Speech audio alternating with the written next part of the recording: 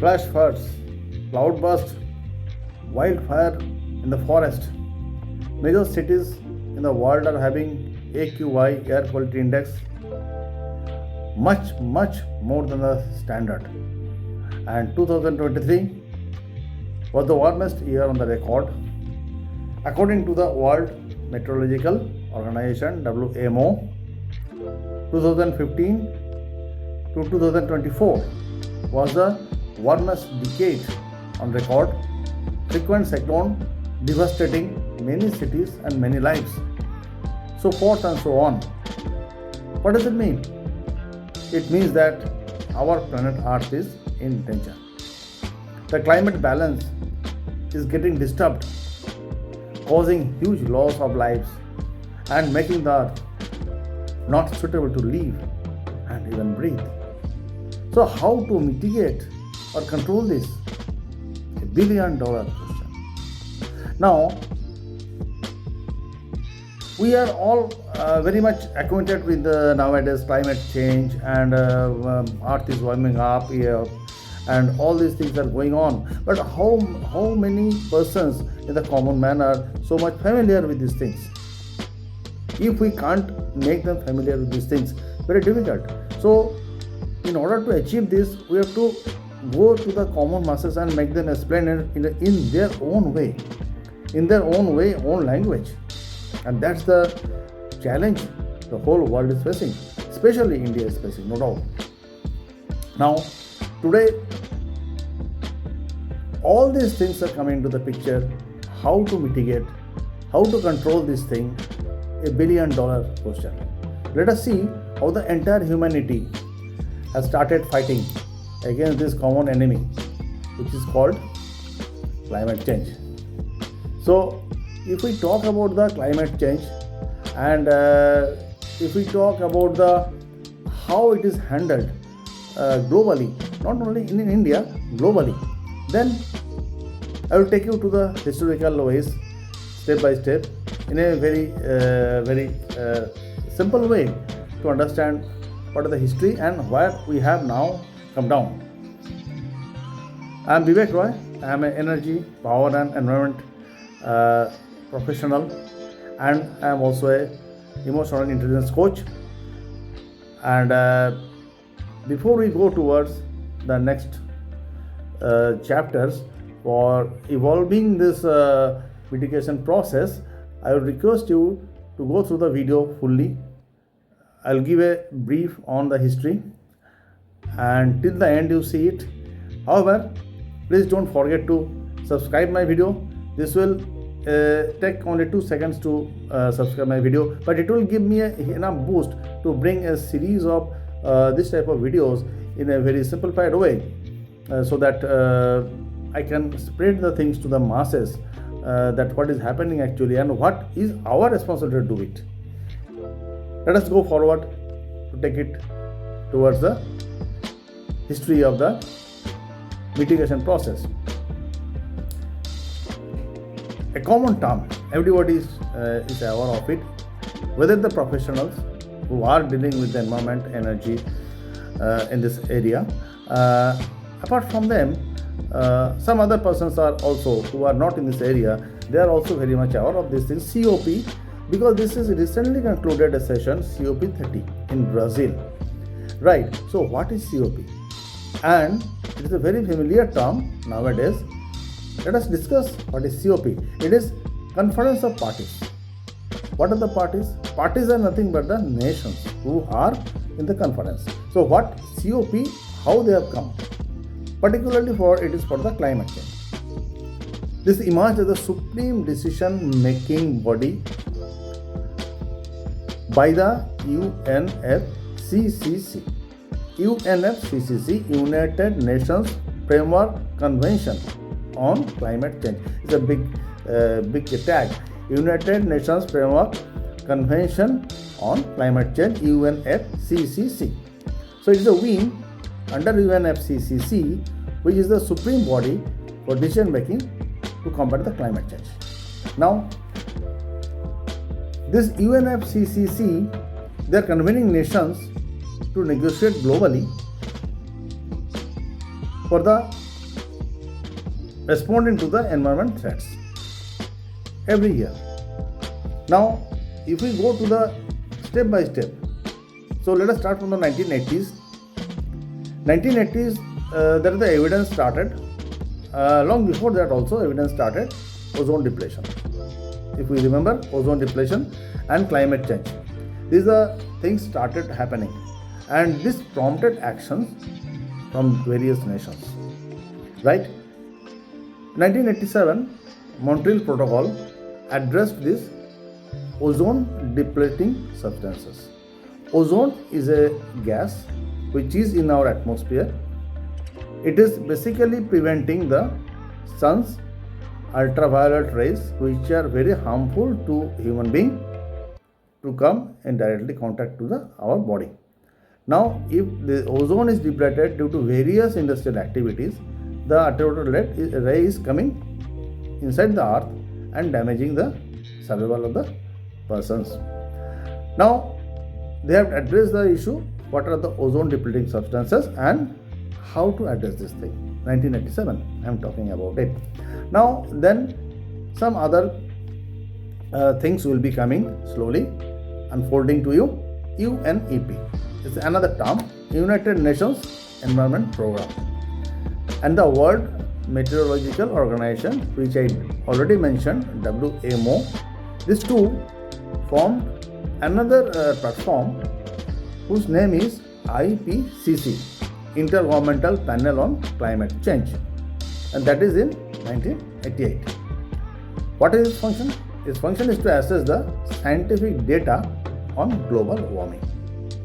So, UNEP, United Nations Environment Program, and the World Meteorological Organization, WMO, they formed IPCC, Intergovernmental Panel on Climate Change.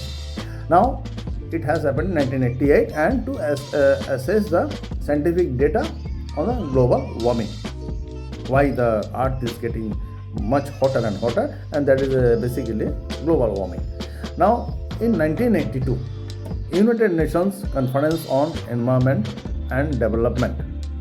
United Nations Conference on Environment and Development, that is called the Earth Summit, very popularly known as the Earth Summit, which held in Rio de Janeiro, Brazil, May 9, 1992, where world leaders adopted UNFCCC, United Nations Framework Convention on Climate Change. This is in 1992, and this was signed by 154 nations initially. The treaty entered into the force in March 21, 1994. All parties committed to stabilize the greenhouse gas concentration and cooperate on climate mitigation. All the parties mean the nations, 154 nations who are there, they are committed to stabilize the greenhouse gas concentration and climate mitigation under the principle of common but differentiated responsibilities, because the nations are different but the principle is common. Now, greenhouse gas again is a term like Eurozone. It has got 6 gases, and which are basically protecting our earth, surrounding our earth and making the earth warmer so that we can live comfortably. But now what happened, since 1880 onwards, pre-industrial level, when the emissions were more, these greenhouse gases are formed due to the fossil fuel burning like coal, oil, all these things, fossil fuel burnings, and some of the greenhouse gases are basically coming from like SF6, HFC, SFC. These are from the industrial usage. So now these gases, they stay in the atmosphere longer time, and slowly they increase the concentration of the gases, and now due to this concentration of the gases, what happens, the earth is trapping more heat from the sun and getting warmer, and that is called the greenhouse effect. And due to the greenhouse effect, the global warming is happening, in short. So they have come to the common platform that to stabilize the greenhouse gas concentration, that is sure a good effort. Then COP, Conference of Parties, which started first, and it was initiated collectively by UNFCCC signatory states as mandated by Article 7 of the Convention. So COP was initiated by UNFCCC. Now after that what happened? COP was holding meetings annually, and it's to review the progress and to adopt the protocols, so that it's a watchdog that what we are discussing, what are happening in the global forums, and action to be initiated by all the countries, signatory countries, and what are the progress and what are the adaptation of the new protocols. The objective of the UNFCCC is very clear. It is to stabilize the greenhouse gas concentration. To stabilize the greenhouse gas concentration in the atmosphere at a level that would prevent dangerous man-made interference in the climate system. What does it mean? It will stabilize the greenhouse gas concentration, but from where the greenhouse gas is coming, they have also mentioned it very clearly that it is a man-made greenhouse gases interference, greenhouse gases, because of the rapid industrialization by the developed countries. Already they happened, developing countries are doing, underdeveloping countries are coming up. So all this industrialization and economic activities, they are releasing the greenhouse gases, and that has to be stabilized. So that is a clear-cut objective of the UNFCCC. Now UNFCCC Secretariat, hosted by United Nations in Bonn, Germany, organized these gatherings. Right? Now first COP1 was held in March 28 to April 7, 1995 in Berlin, Germany, hosted by the UNFCCC parties, means nations, with the Germany as the presidential chair. So in 1995 is Berlin, where the then Environment Minister of Germany, Angela Merkel, presided over the conference of the parties, COP1. And COP1, the concluding document of the COP1, laid the ground for another very renowned thing, that is called Kyoto Protocol. Kyoto Protocol is a very well-known protocol who are the practicing environmentalists and energy professionals, and but in generally it is the first step, which is the world first greenhouse gas emission reduction treaty in COP3 happened in Kyoto 1997. This is the world's first greenhouse gas emission reduction treaty, and that's why it is very renowned as Kyoto Protocol. Now Kyoto is in Japan, in the region of Honshu Island, located northeast of Osaka. It is a rich heritage of history. So Kyoto Protocol was agreed, and in December 1997 in Kyoto in Japan. It includes the obligation, right? It includes the obligation and individual legally binding emission reduction target. Means obligation is there and individually agree binding the emission reduction targets for the developed countries, means who have already developed and who has emitted a lot already, and they are binding that they should be legally binding to control their emission to a certain target. The protocol had two committed periods. One period is between 2008 to 2012, and the second period is from 2013 to 2020. There are no further commitment periods under the Kyoto Protocol. So after that what happened?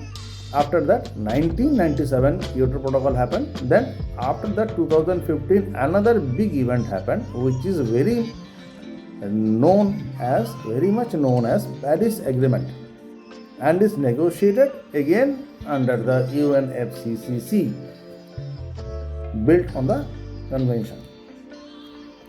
21st Conference of Parties, COP21, was the historic Paris Agreement, which I mentioned recent now. Now the world's first legally binding agreement to combat climate change. This is the world's first legally binding agreement to combat the climate change. That is COP21 is historically known as the Paris Agreement. Now, what happened? Next, it happened in Dubai 2023 and then Baku, Azerbaijan 2024.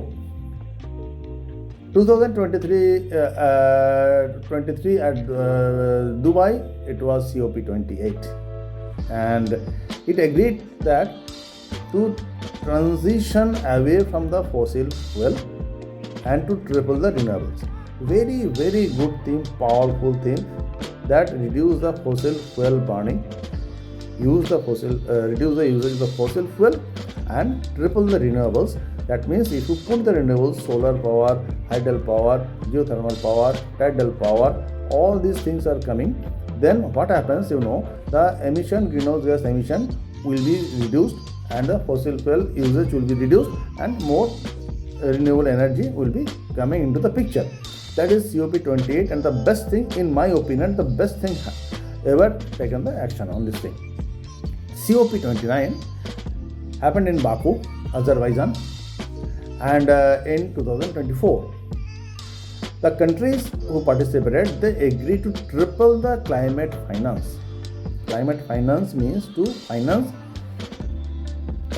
for the distressed countries which are affected by the climate change, and to triple the climate finance to developing countries. By the developed countries, they will do from previous $100 million. Triple means they have changed from 100 million to $300 million a year as a goal. That is a very good. Now, next, recently concluded COP30, which was held in Belém, Brazil, from November 20 to November 21st, 2025. In the Belém package, it was agreed to triple the climate finance for adaptation of developing nations by 2025. The previous one tripled the climate finance for the developed countries. Here, they triple the climate finance for adaptation of developed nations by 2035. Adaptation finance is a funding used to help the communities and countries build resilience to the negative impacts of the climate change, such as floods, droughts, and storms. So, what is happening? This developing countries, nations, will be financing for adaptation finance, which is happening due to the negative impact of the climate change, devastating floods, droughts, and storms. Number 2, they operationalized a new mechanism for a just transition. And just transition is a new term, it's coined. Just transition is a framework. It's a framework for ensuring that the shift to the sustainable economies, inequitable, supporting the workers and communities that depend on fossil fuels by protecting their livelihoods and ensuring social protection. Means when we transition from the fossil fuel to renewable energy, what happens? Those workers who are, say, working in the coal mines, say, working in the petroleum sector, working in natural gas extraction sector, so they may be displaced from the jobs, and to make them their livelihoods and ensuring the social protection, this is called the just transition, and they have operationalized the new mechanism for that thing. And then the third one is the strengthening the Paris Agreement, which has happened in 2015. These are the major 3 outcomes which happened in COP30 in November 2025, Belém, Brazil. Now, why we are discussing these things? We are discussing these things to know that we are discussing a lot of things, that global warming, climate change, decarbonization, carbon footprint. Lot of terms are moving here and there, and actually this is also a confusing to persons who are not related to the field. Now, if we want to know these things, just I have given the history of the thing in this video, that how it has started, how globally the platforms are working since 1980 and onwards, and where we are today, and what is the next things are coming, that will be discussed in my next videos. And another thing is that in the Brazil, that it failed to produce a consensus on the explicit roadmap to phase out fossil fuel. Though the Brazilian presidency pledged to pursue this outside of the formal event process. This is a major development. We have discussed previously that we have to phase out the fossil fuels and triple the RE. Triple the RE is okay, fine, renewable is okay, but they failed to phase out the fossil fuel because of the economic boom is going on, and economic boom cannot be sustained without industry, and industries are the pillars of the economic boom, and you need energy, you need power, basically electricity. Without electricity everything is gone, and if you want to produce electricity, you have two options: either you put the RE into the operation, solar power, hydel power, wind power, etc., or you add on coal-based power plants or gas-based power plants or diesel power plants like this. So here is a question that who will build the cat? Who will build the cat?